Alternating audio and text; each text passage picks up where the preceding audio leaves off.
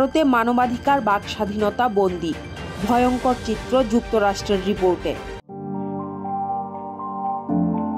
ভারতে গণতন্ত্র, বাক স্বাধীনতা এবং মানবাধিকার এখন মৃত্যুদণ্ডপ্রাপ্ত বন্দীর মতো অবস্থায় রয়েছে। দিল্লির মুখ্যমন্ত্রী কেজরিওয়াল থেকে শুরু করে মোদির অসংখ্য প্রতিদ্বন্দ্বী এখন বিভিন্ন মামলায় ঘানি টানছেন। অনেকে কারাগারে দুর্বিষহ জীবন কাটাচ্ছে মিথ্যা মামলায়। ভারতে নির্বাচনের আগের এমন ভয়াবহ চিত্র নিয়ে যুক্তরাষ্ট্রের পররাষ্ট্রমন্ত্রী অ্যান্টনি ব্লিংকেন মানবাধিকার সংক্রান্ত প্রতিবেদনটি প্রকাশ করেন। Bureau of democracy, human rights and লেবারের শীর্ষ কর্মকর্তা রবার্ট গিলক্রিস্ট সাংবাদিকদের সঙ্গে কথা বলতে গিয়ে এসব তথ্য জানান। যুক্তরাষ্ট্রের বার্ষিক মানবাধিকার সংক্রান্ত প্রতিবেদন শুরুই হয়েছে ভারতের মণিপুরের সহিংসতা দিয়ে। ওই রাজ্যে সেনাবাহিনী মোতায়েন করে নিয়মিত কারফিউ জারি করে ইন্টারনেট বন্ধ করে দিয়েও সহিংসতা বন্ধ করা যায়নি। অপহরণ, শারীরিকভাবে পঙ্গু করা, অত্যাচার, ধর্ষণের যেসব ঘটনা সংবাদ মাধ্যম এবং মানবাধিকার সংগঠনগুলির কাছ থেকে তারা পেয়েছে সেসব উল্লেখ করা হয়েছে প্রতিবেদনটিতে।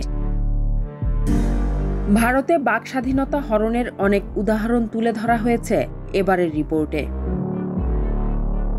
মণিপুর ছাড়া ভারতের অন্যান্য অঞ্চলের অসংখ্য উদাহরণ তুলে ধরেছে মার্কিন পররাষ্ট্র মন্ত্রণালয়, যেখানে সরকার এবং তার সহযোগীরা সরকারের সমালোচনাকারী গণমাধ্যমের উপরে চাপ তৈরি করছে এবং হয়রানি করার অভিযোগ উঠেছে।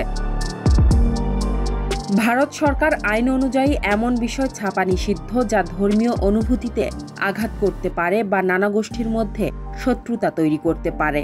এই আইনটি প্রয়োগ করে প্রিন্ট মিডিয়া, টেলিভিশন মাধ্যম এবং স্ট্রিমিং পরিষেবা সহ ডিজিটাল মাধ্যম, বই প্রকাশ ইত্যাদির উপর বাধা সৃষ্টি করেছে।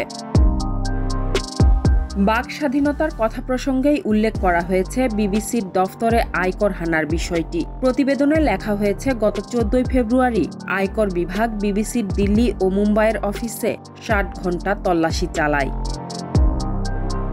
জানুয়ারিতে বিবিসির একটি তথ্যচিত্র প্রকাশের পরপরই এই অনুসন্ধান শুরু হয়, যেখানে অভিযোগ করা হয় যে গুজরাটে 2002 সালের দাঙ্গার সময় প্রধানমন্ত্রী মোদি গুজরাটের তৎকালীন মুখ্যমন্ত্রী হিসেবে ভূমিকায় ছিলেন।